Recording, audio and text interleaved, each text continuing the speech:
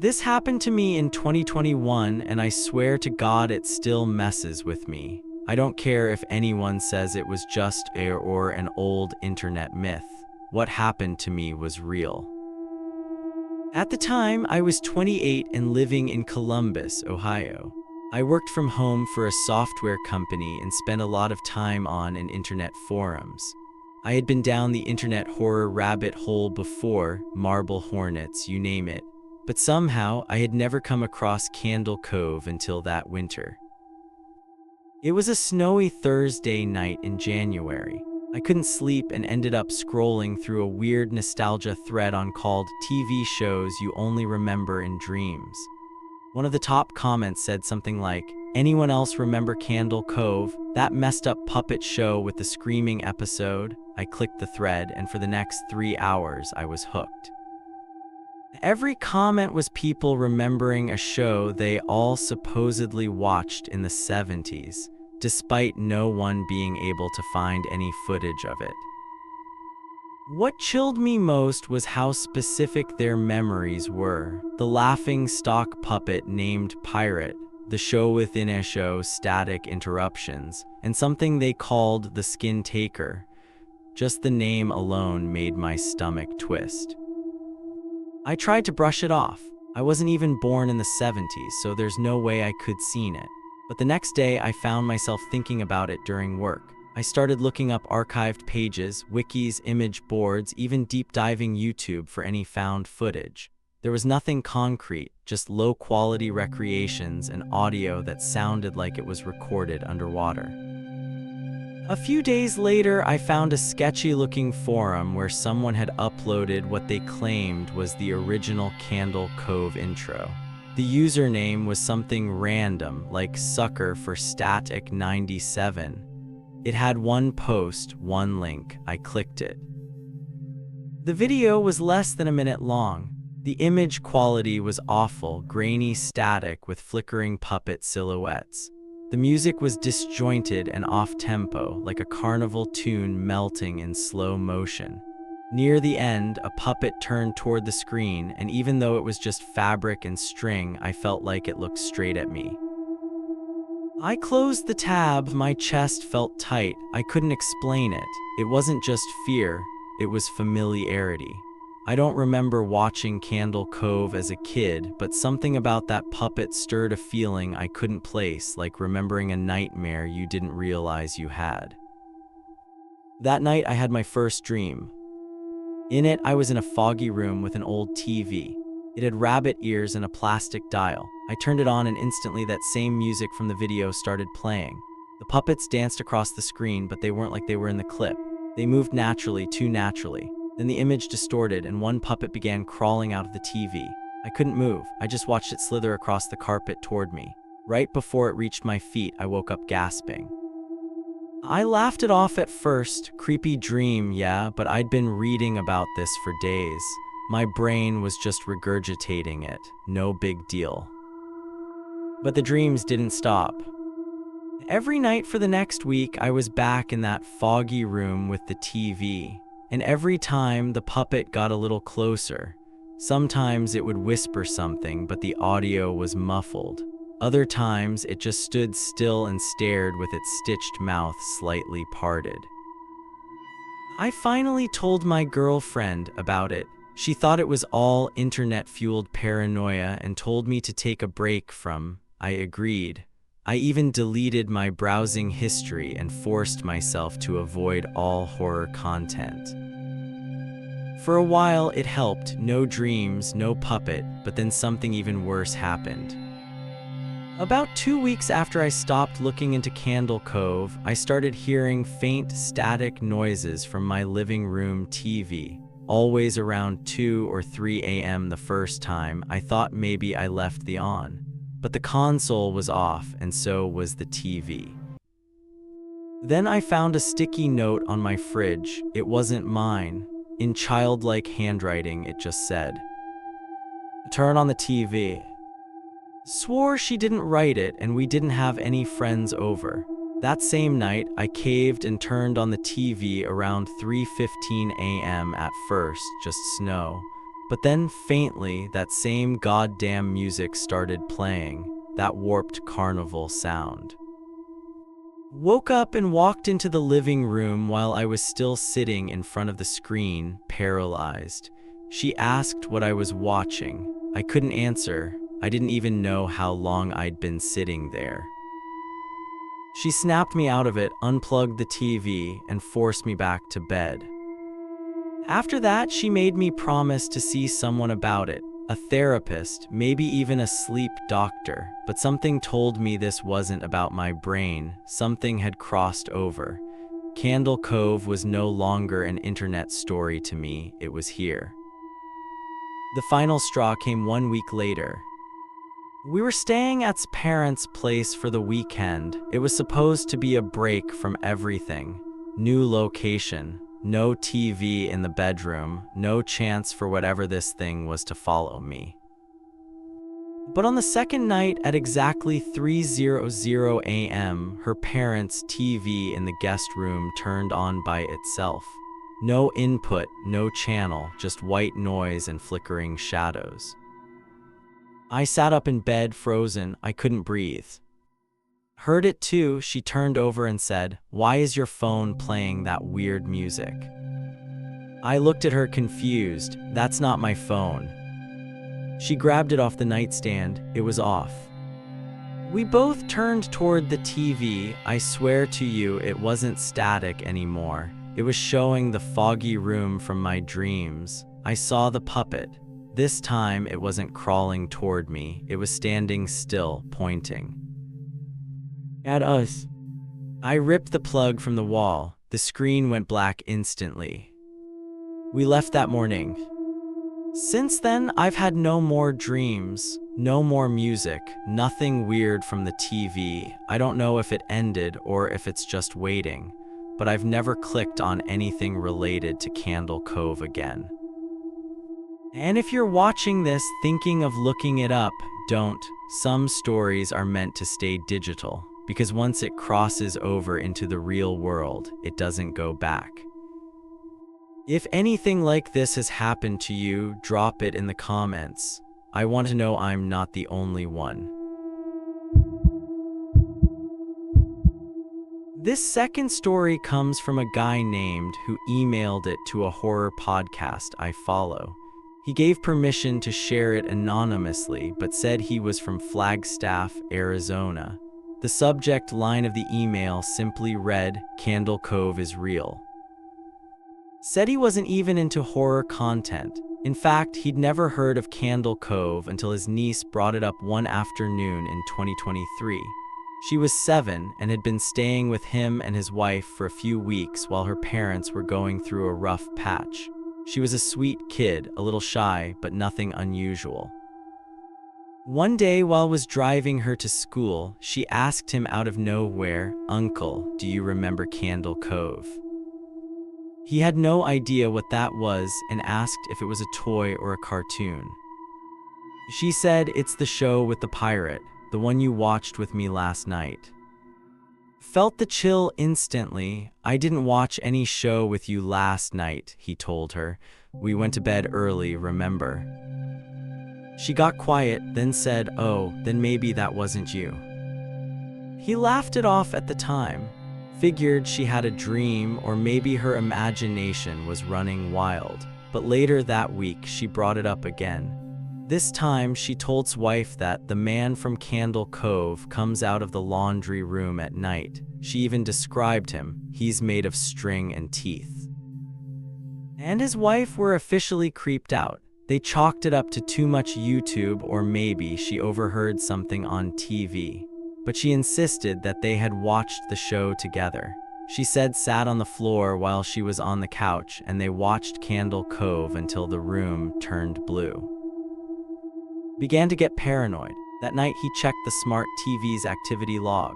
No shows had been streamed after 8 p.m. the previous 2 nights. Nothing weird, no Candle Cove, no puppet shows, nothing remotely similar. Still, he didn't like it. He reset the Wi-Fi, changed his passwords just in case someone had hacked their devices, and he moved a heavy chair in front of the laundry room door before bed, half joking but not really.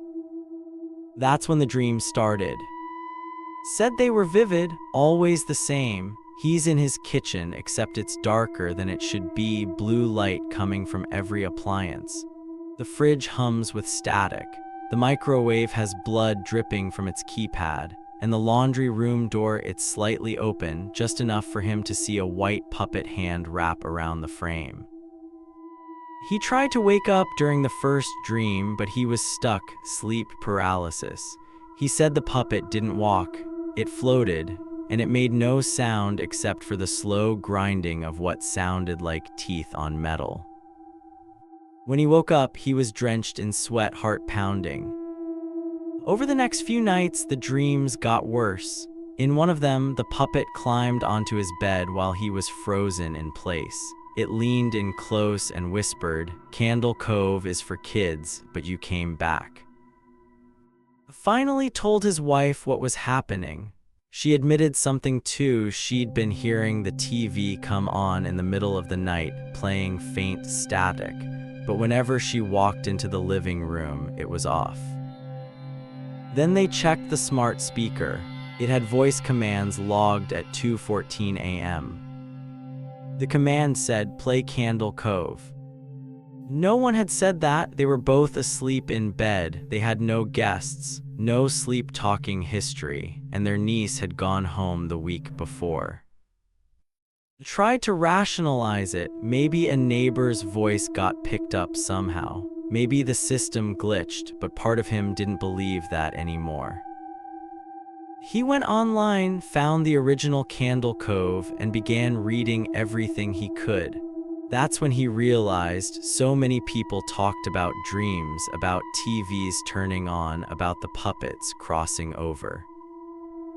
He didn't know if it was suggestion, if the story was implanting itself into his subconscious, or if something deeper was at play. But he swore it didn't feel like fiction anymore. The worst night came 2 weeks later. Had installed a motion-activated camera in his hallway, just as a security measure. The kind that alerts your phone with a short video clip.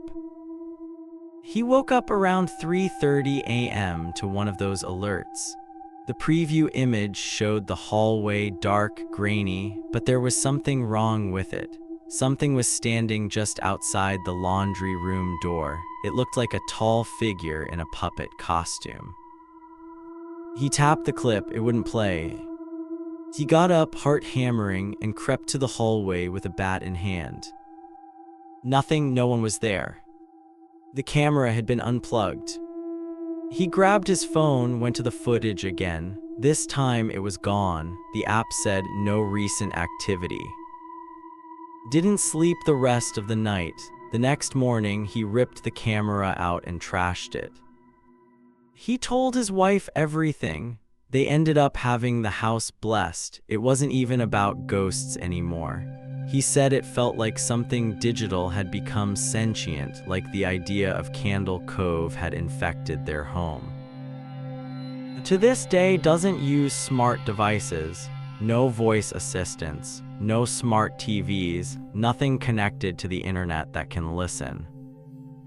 He says every now and then, at around 3 a.m., he still hears static, but now he refuses to check. Because the last time he did, he swears he heard a child's voice say, "Let's watch it again, Uncle."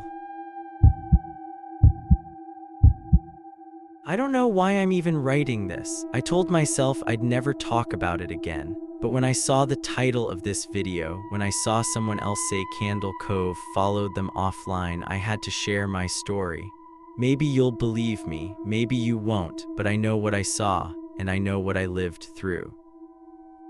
My name is Rachel. I live in Modesto, California. This happened back in 2018 when I was 24 and working as a night receptionist at a small motel off the I-5. It was a slow, mostly boring job. The kind where you'd see more raccoons than guests. After 10 p.m., I'd sit behind the front desk with my laptop, kill time with forums, YouTube videos. That's how I came across Candle Cove. At first, it was just the usual weird stuff, threads, archives, YouTube recreations. The static, the puppets, pirate, I didn't find it scary, just eerie. nostalgic almost, like the kind of thing that makes your skin crawl, but you keep watching anyway. But then I stumbled onto a private subreddit. It had barely 300 members. Most of the posts were titled with timestamps like 2:47 a.m., he was back, or TV whispered again. One post simply read, I turned it off but it turned me on. No context, just that. There was something deeply wrong about it, not just the content, but the tone. It didn't feel like people sharing stories. It felt like people losing control. I lurked for a while, never posted. One user, Echo Static, kept uploading blurry webcam images from his room, always with a TV screen in the background. The final image he posted was a close-up of a puppet face reflected in the glass. That account never posted again. I closed the tab and told myself it was just a performance, like an ARG. But the next night, something happened that I still can't explain. It was around 3:10. A man came into the lobby. He was pale, maybe mid-40s, with a gray hoodie and stained jeans. He didn't say anything at first, just stood at the far end of the room, staring at the TV behind me. The TV was on mute, old infomercial running, nothing creepy. Finally, he walked to the counter and said, "You still watching the puppets?" I blinked, "Excuse me." "The show, Candle Cove," he said. "You left it on last night, they don't like to be paused." I tried to play it cool, thought maybe he overheard something or saw my screen the night before. "I don't know what you're talking about, sir." He smiled without showing his teeth. "They said you'd say that." Then he turned around and walked out, didn't book a room, didn't come back. I filed a report with the manager the next day, but nothing came of it. No one matching his description ever stayed there. No cameras caught him at the front door. I tried to forget it, but a few nights later, things escalated. At 3:00 a.m. sharp, the lobby TV turned itself on. It was unplugged. I know it was unplugged. And it wasn't playing a channel, it was just static. Except through the static, I heard something. A voice, faint, layered, childlike. "Rachel, you're late. We started without you." I froze.